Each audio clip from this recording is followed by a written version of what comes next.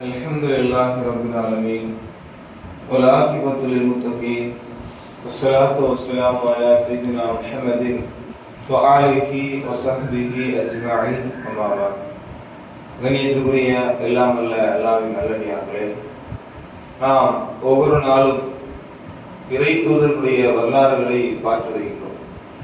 அந்த வரிசையிலே தாவூத் அலைஹிஸ்ஸலாம் அவருடைய வரலாறை பார்த்து வருகின்றோம்.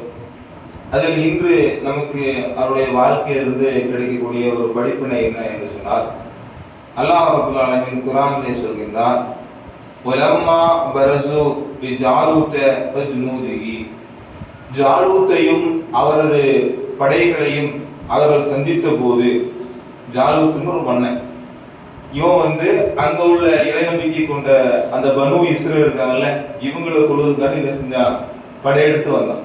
அவர்களை களத்துல சந்திச்சுதான் அல்லாஹ் நினைச்சான் சொல்லி காமிக்கலாம். அப்போ அந்த களத்துல சந்திக்கும் போது அந்த மக்கள் சொன்ன வார்த்தை என்ன சொன்னாங்க? இறை நம்பிக்கையாளர்கள் காலு அவர்கள் கூறினார்கள், ரப்பனா அப்ரியோ அலைனா சப்ரா, இறைவா எங்கள் மீது பொறுமை பொழிவாயாக, வஸப்பித் அக்தாமனா எங்களுடைய பாதங்களை உறுதிப்படுத்துவாயாக, வன்சுர்னா எங்களுக்கு உதவி செய்வாயாக, அலல் கௌமில் காஃபிரீன் இந்த அநியாயக்கார கூட்டத்தாருக்கு எதிராக எங்களுக்கு உதவி செய்வாயாக. அதாவது போறது சண்டைக்குன்னு போகும்போது ஒரு உறுதியா போயிட்டோம். ஆனா அங்க போனா நினைச்சு கூடாது, ஓடி வந்துடக்கூடாது. இதுதானே சண்டைன்னு வரும்போது களத்துல நினைச்சுவான், நிறைய பேர் வருவான். திடீர்னு சைத்தான் நம்முடைய உள்ளத்துல ஊசலாட்டத்தை ஏற்படுத்தி போர்ல நினைச்சு கூடாது, உறவுவது காட்டி வந்துட்டோம் அப்படின்னா அது மிகப்பெரிய குற்றமாயிரும், பாவமாயிரும். அப்ப நினைச்சாங்க, துவா செய்றாங்க, எங்கள் இறைவா அப்படியே அலைனா சப்ரா எங்கள் மீது பொறுமையை பொழிவாயாக. அது என்ன பொறுமை? போர்னு வச்சுங்களேன், வெட்டு குத்தாமா இல்லையா, அப்ப நம்ம கை கால்கள்லாம் துண்டிக்கப்படலாம், இல்ல உடம்புல பயங்கரமான காயங்கள்லாம் ஏற்படலாம். அப்ப அதை நினைச்சு நம்முடைய மனசு நினைச்சு கூடாது, தோன்றக்கூடாது, ஓடிடக்கூடாது. அப்போ அல்லாஹ் நினைச்சாங்க, துவா செய்றாங்க, எங்களுக்கு என்ன செஞ்சு பொறுமையை தந்துரு, எங்களுடைய குதிங்கால ஓட வச்சிடாத, நினைச்சு கூடாது, திருப்பி ஓடக்கூடாது. வஸப்பித் அக்தாமனா எங்களுடைய பாதங்களை உறுதிப்படுத்துவாயாக, வன்சுர்னா எங்களுக்கு உதவி செய்வாயாக. என்னதான் நம்ம திட்டம் தீட்டி போனாலும் சரிதான், என்னட்டா நம்மள ஆட்கள் பலம் ஜாஸ்தியா இருக்காங்க சரிதான், என்னதான் நமக்கு உடல் வலிமையில் இருந்தாலும் சரிதான், அல்லாஹ்வுடைய உதவி இல்லைன்னா என்ன செய்ய முடியாது, ஜெயிக்க முடியாது. அப்ப எங்களுக்கு உதவி செய்வாயாக. யாருக்கு எதிராக?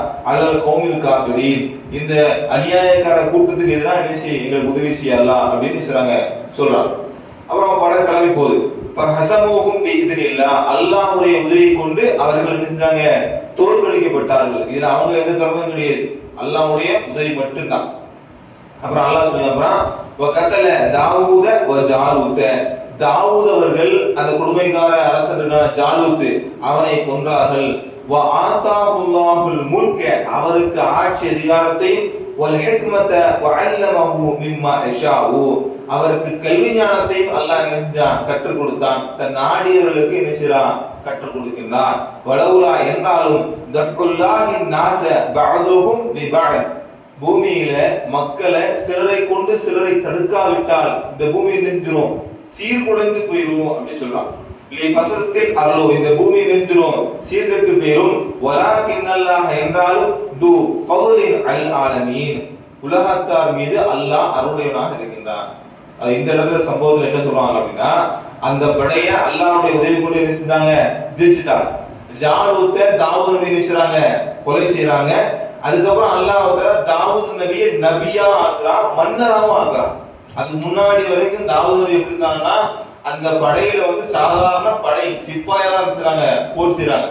அவங்களுடைய காலகட்டத்திலேயே அதுக்கு முன்னாடி ஒரு நபி இருந்தாங்க, ஒரு அரசனை ஏற்படுத்தினாங்க. பாத்தமா இல்லையா, அந்த பனு இஸ்ரேல் மக்கள் எங்களை ஊரை விட்டு வெளியேறுறான், இவனுக்கு எதிராக நாங்க சண்டை போடுறதுக்கு ஒரு மன்னர் அரசரை ஏற்படுத்துங்கன்னு யார் போய் கேட்டாங்க? ஒரு நபிட்டு போய் தான் கேட்டாங்க. இப்ப தாவூத் நபி இருக்கக்கூடிய அந்த நேரத்துல ஒரு நபி இருந்திருக்காரு. அப்போ நபி அந்த நபி துவா செய்யறாரு, அல்லாஹ்வுல வேற ஒருத்தன் நினைச்சான் அரசர் ஆக்குறான். அப்ப இவங்க என்ன செய்யறாங்கன்னா, சாதாரணமா ஒரு சிப்பாயா இருந்து என்ன செய்யறாங்க, போர் செய்யறாங்க. இவங்க தான் அவங்களை என்ன செய்யறாங்க, கொள்றாங்க. இப்ப இது நமக்கு என்ன விளங்குது அப்படின்னா, அல்லாஹ் சில நேரங்கள்ல பெரிய பெரிய எதிரிகளை எல்லாம் சாதாரண ஆட்களை கொண்டு தோற்கடிச்சிருவான். நீ பத்ர் போர்ல பாத்தீங்கன்னா, அந்த பத்ர் போர்ல நபிகள் நாயகம் ஸல்லல்லாஹு அலைஹி வஸல்லம் அவர்கள் திட்டிக்கிட்டு இருக்காங்க அப்படின்னு சொல்லி மதினால உள்ள 2 அன்சாரி சிறுவர்கள் நினைச்சாங்க ஒரு நபித்துவம் கேட்பாங்க. அப்ப அந்த நபித்துவம் வந்து என்னடா சின்ன பையன் அவனுக்கு கேட்காங்க. அவர் வந்து போர்க்களத்துல அவர் ஸ்டேஜ்ல இருக்கக்கூடிய மக்கள் எல்லாம் சண்டை பண்ணா இருக்கும். இப்ப இவர் அப்படியே கேட்டுட்டு சொல்லுவாரு, அந்த வாரம் பாத்தீங்களா அந்த ஒட்டகத்துல வந்து அபுஜர் வந்துட்டு இருப்பான், இவன் தான் திட்டிக்கிட்டு இருக்கான் அப்படின்னு 2 பேரும் பாஞ்சு போய் ஒட்டகத்துடைய காலை வெட்டி அவன் நினைச்சுவாங்க கொண்டுருவான். 2 பேரும் வந்து நினைச்சுட்டாங்க ரசூலுல்லாஹ் வந்து வாழை காமிச்சு நாங்க தான் கொண்டோம் நான் தான் கொண்டோம் சொல்லுவோம். ரசூலுல்லாஹ் வந்து 2 பேருடைய வாழை பார்த்துட்டு நீங்க 2 பேருமே கொலை செஞ்சிருக்கீங்கப்பா அவனை கொண்டுருக்கீங்கன்னு சொல்லுவான். இதுல நமக்கு என்ன பாடம்னா இளைஞர்களுக்கு இன்னைக்கு பாடம். இன்னைக்கு நிறைய பேர் ரீல்ஸ் மோகத்தில் நடந்துட்டு இருக்கான். ரீல்ஸ்ல ஓடக்கூடிய பாட்டு நம்ம படிச்சுட்டே இருக்கோம். உடனே பேஸ்புக்ல எத்தனை லைக் வருது, எத்தனை ஷேர் வருது, நம்ம ஸ்டேட்டஸ் எத்தனை பேர் பார்த்தான், இந்த ஆர்சிபி கப் அடிச்சானா இல்லையா, அது கொஞ்சம் கூட அறிவே இல்லாம அத்தனை பேர் கூடி அநியாயமா செத்து போனா இல்லையா. இப்படி இருக்கக்கூடிய இளைஞர்கள் மத்தியில அந்த 2 பேர் பாருங்க, அல்லாஹ்வுடைய தூதர் வந்து திட்டுவானா, என் உயிர் போனாலும் பிரச்சனை இல்லை, களத்துல போய் நினைச்சேன் சந்திச்சு அவனை கொல்லுவேன்னு போனான். இப்போ சாதாரண ஆட்களை கொண்டு நின்று அல்லாஹ்தாலா கொலை செஞ்சான். இப்போ அந்த பாடம் தாவூத் நபி வாழ்க்கையும் தரான். அதே மாதிரி இன்னைக்கு மனிதர்கள் நிறைய விஷயத்துல எப்படின்னா நம்முடைய ஆரம்ப நிலையை வச்சு நம்ம குழம்ப ஆரம்பிச்சிடும்.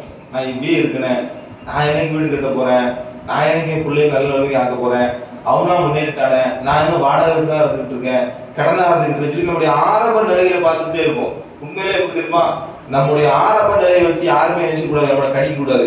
இறுதி வரைக்கும் எப்படி இருக்கும் அப்படிங்கிற விஷயம் அல்லாஹ் கூட தான் தெரியும். ஏன்னா தாவூத் நபி நினைச்சு பார்த்துப்பாங்களா, சாதாரணமா ஒரு சிப்பாயா இருந்தாலும் போராடார், அவர் தான் அவரை கொலை செய்வார் நினைச்சிருப்பாரா, நினைச்சுக்க மாட்டார். அல்லாஹ்வோட நாட்டம். அதுக்கப்புறம் அல்லாஹ் நினைச்சான் அவரை நபி ஆக்குறான், அவரை அரசரா ஆக்குறான், அவருக்கு கல்வி ஞானத்தை செஞ்சேன் கத்து கொடுத்தேன் அப்படின்னு நினைச்சான் பேசுறான். இப்ப நம்முடைய ஆரம்ப நிலைப்பாடை வச்சு யாருமே நம்ம நினைச்ச கூடாது, நினைச்சு பார்க்க கூடாது. ஏன் அப்படின்னா நபிகள் நாயகம் ஸல்லல்லாஹு அலைஹி வஸல்லம் அவங்க நினைச்சிருப்பாங்களா நம்ம நபியா போறோம் சொல்லி. ஏன்னா அவங்க அந்த காலத்துல எழுத தெரியாது, படிக்க தெரியாது, 40 வயசு வரைக்கும் ஒரு சாதாரண ஒரு ஆளா இருந்தாங்க. ஆனா அல்லாஹ் ரப்பல் செஞ்சான் 40 வயசுக்கு அப்புறம் ஒரு மிகப்பெரிய நபியா ஆக்குறான். பிலால் ரலியல்லாஹு வாழ்க்கை எடுத்து பாருங்க, சாதாரண அடிமையா இருந்தாங்க. அவங்க உள்ளத்துல என்ன இருந்திருக்கும், அவ்வளவுதான் நம்ம அடிமை, காலம் மூலம் எனக்கு அடிமையா இருக்கணும், இவங்க கொடுக்கறத தின்னுக்கிட்டு அப்படியே கொஞ்ச நாள் இருந்து செத்து போயிட வேண்டியது இப்படிதானே. அதாவது அந்த காலத்துல அடிமை அப்படின்னா துட்டுலாம் கிடையாது, அவனை வச்சிருப்பாங்க, அவனுக்கு கொஞ்சம் தண்ணி கொடுப்பான், பேத்தனம் கொடுப்பான், சாப்பாடு கொடுப்பான், அவனுக்கு பிடிச்சிருந்தா நல்லா இருக்கப்பமா, பிடிக்கலாம் தூக்கி போய் மிதிப்பான், எல்லாத்தையும் சகிச்சுட்டு கிடக்கும் ஒரு ஆடு மாடு மாதிரி. அப்ப யோசிச்சு பார்த்து அவங்க நினைச்சு பார்த்துப்பாங்களா நம்மளாம் அந்த மாதிரி இஸ்லாத்துக்கு வருவோம் அப்படின்னு நினைச்சு பார்த்துப்பாங்களா.